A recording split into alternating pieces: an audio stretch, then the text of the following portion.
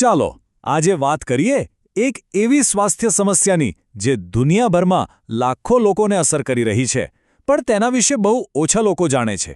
આજે આપણે આ છુપાયેલા દુશ્મનને સમજીશું અને એ પણ જાણીશું કે તેનો સામનો કેવી રીતે કરવો. જો આ આંકડો 1.8 અબજ આ કોઈ નાની સૂની સંખ્યા નથી. આટલો મોટો આંકડો જોઈને મનમાં સવાલ તો થાય જ કે આખરે આ છે શું? આટલી મોટી સંખ્યામાં શું થઈ રહ્યું છે? આ આંકડો એક એવી મહામારી તરફ ઇશારો કરે છે જે બહુ જ શાંતિથી ચૂપચાપ ફેલાઈ રહી છે. એક એવી સમસ્યા જે આપણી આંખો સામે જ વધી રહી છે અને જો ધ્યાન ના આપ્યું તો એના પરિણામો ખૂબ જ ગંભીર હોઈ શકે છે. તો એ સવાલનો જવાબ છે મેટાબોલિક લિવર ડિઝીઝ. આ એક એવી બીમારી છે જે આપણા લિવર એટલે કે યકૃતને લગતી છે અને એ શરીરની પાચન ક્રિયામાં ગડબડ થવાને કારણે થાય છે. અને ચિંતાની વાત એ છે કે આ સમસ્યા દુનિયાભરમાં ખૂબ જ ઝડપથી વધી રહી છે. આ MSLD છે ને એનું મુખ્ય કારણ આપણી આજકાલની જીવનશૈલી છે, જેમ કે વજન વધવું, ડાયાબિટીસ અને ખોટું ખાનપાન. આ બધાને કારણે લિવરમાં ચરબી જમા થવા લાગે છે અને ત્યાંથી જ આ રોગની શરૂઆત થાય છે. એટલે જ આ રોગ આટલો સામાન્ય બની રહ્યો છે. અને સૌથી મોટી મુશ્કેલી શું છે ખબર છે? એ કે આ એક શાંત બીમારી છે. એના કોઈ શરૂઆતના લક્ષણો દેખાતા જ નથી. અને જ્યાં સુધીમાં આપણને કોઈ તકલીફનો અહેસાસ થાય ત્યાં સુધીમાં લિવરને ઘણું નુકસાન થઈ ચૂક્યું હોય છે. એટલે જ સમયસર સાવચેત રહેવું ખૂબ જ જરૂરી છે. સામાન્ય રીતે લિવરની બીમારીનું નામ સાંભળતા જ આપણા મગજમાં શું આવે? દારૂ, બરાબર ને? પણ શું આખી વાત ફક્ત એટલી જ છે? એક નવું રિસર્ચ આપણી આ માન્યતાને જ બદલી રહ્યું છે અને એક ખૂબ જ આશ્ચર્યજનક વાત સામે લાવી રહ્યું છે. તો ચાલો MSLDને ફરી એકવાર સમજી લઈએ. આ એવી બીમારી છે જે લગભગ દર 3માંથી 1 વ્યક્તિને અસર કરી શકે છે. અને એનું કારણ?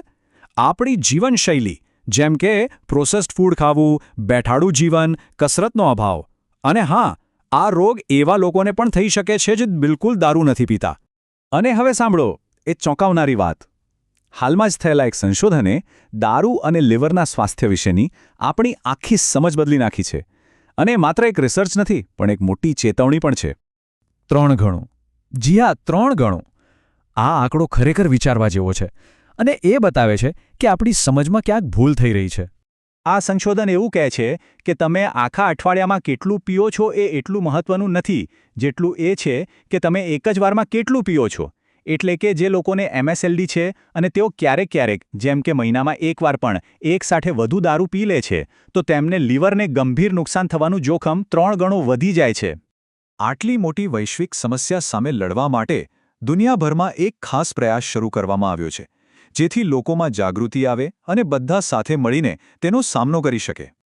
આ આંકડા પર એક નજર નાખો. એ જાતે જ બધી કહાની કહી દે છે.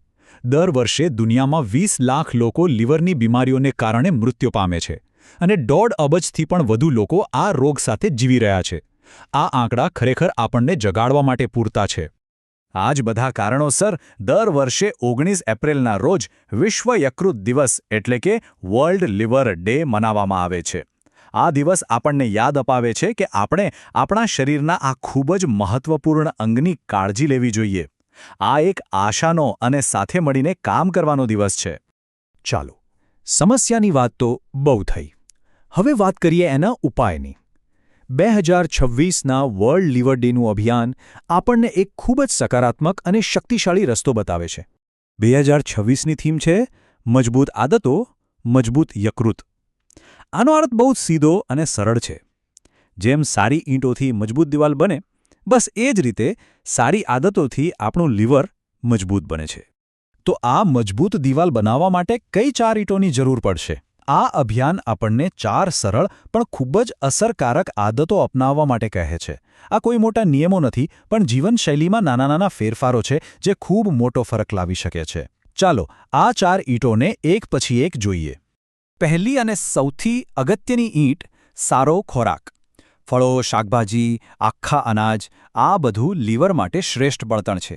જ્યારે વધુ પડતી ખાંડ, તળેલો ખોરાક અને પ્રોસેસ્ડ ફૂડ એના માટે નુકસાનકારક છે. બીજી ઈંટ છે હલનચલન. રોજ થોડું ચાલવું, કસરત કરવી કે પછી કોઈ રમત રમવી, આ બધું લિવરમાં ચરબી જમા થતી અટકાવે છે અને શરીરને તંદુરસ્ત રાખે છે.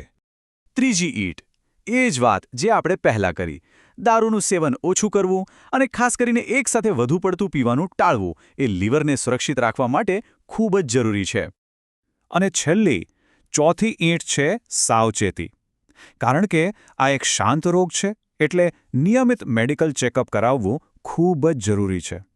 એનાથી કોઈ પણ સમસ્યાને શરૂઆતમાં જ પકડી શકાય છે અને ગંભીર પરિણામોથી બચી શકાય છે.